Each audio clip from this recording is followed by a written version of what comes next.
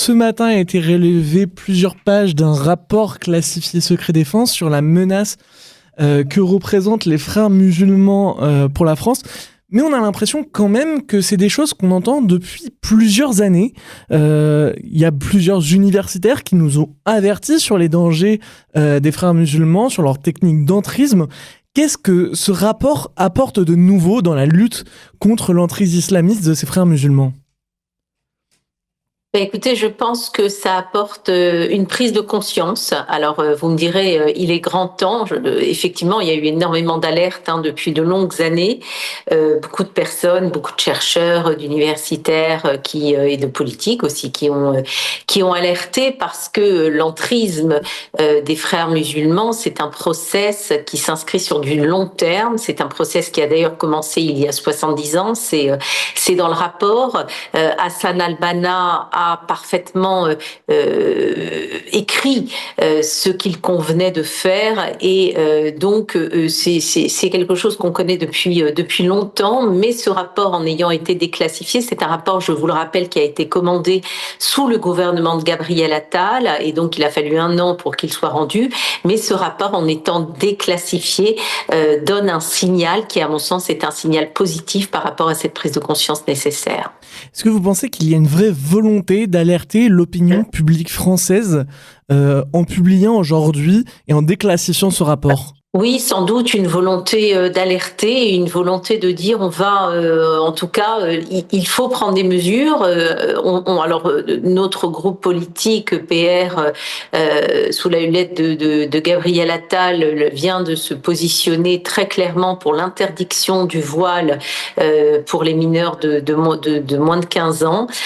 Il faut prendre des mesures qui marquent la très très grande majorité des Français, par exemple, interrogés sur cette mesure d'interdiction des signes ostentatoires, est favorable puisqu'on est à quasi 80% d'entre eux.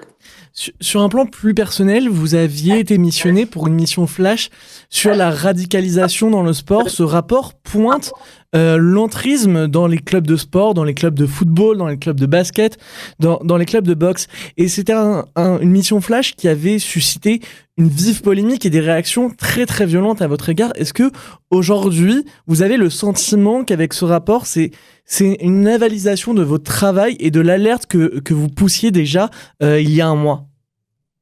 Oui, bien évidemment, c'est ce qu'on a vu dans le cadre de notre mission flash que nous avons rédigé, et après plusieurs auditions, nous avons auditionné plus de 30 personnes de nombreuses fédérations qui d'ailleurs étaient demandeurs d'un durcissement de la législation et d'une harmonisation de cette législation.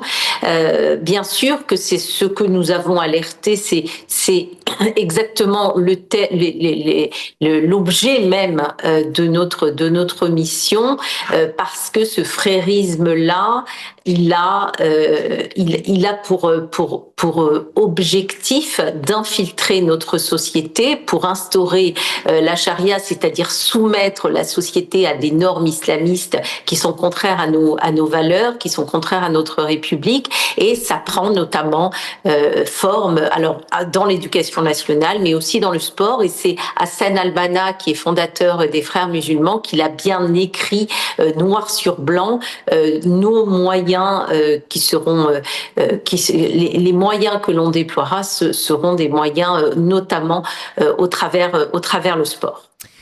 Le rapport pointe aussi, je ne sais pas si on peut appeler ça comme ça, mais une forme de chantage à l'islamophobie, cette façon de dire que toute critique de la religion musulmane serait du racisme. C'est un concept qui a été créé par les frères musulmans justement pour leur permettre de se défendre face aux critiques que pouvaient émettre les différents gouvernements qu'ils essayaient d'infiltrer, qu'ils essayaient d'infliger cette entrise. Vous en avez été vous-même victime. Est-ce qu'il faut combattre aujourd'hui, selon vous, ce terme d'islamophobie ?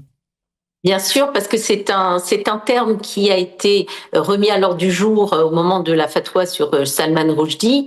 C'est pas un terme qui a été créé pour se défendre, c'est un terme qui a été créé pour censurer la parole, une parole qui est la parole de critique d'un dogme. C'est au nom de l'islamophobie qu'on a décapité Dominique Bernard et Samuel Paty. C'est au nom de l'islamophobie que les frères Kouachi ont décimé la rédaction de Charlie Hebdo. Donc c'est un concept qui vient porter une confusion, la confusion entre la persécution des croyants qui est éminemment condamnable et cette critique d'un dogme islamiste qui relève de la liberté de conscience, et critique d'autant plus nécessaire et d'autant plus indispensable qu'il s'agit là d'un dogme assassin, antisémite, homophobe et xénophobe.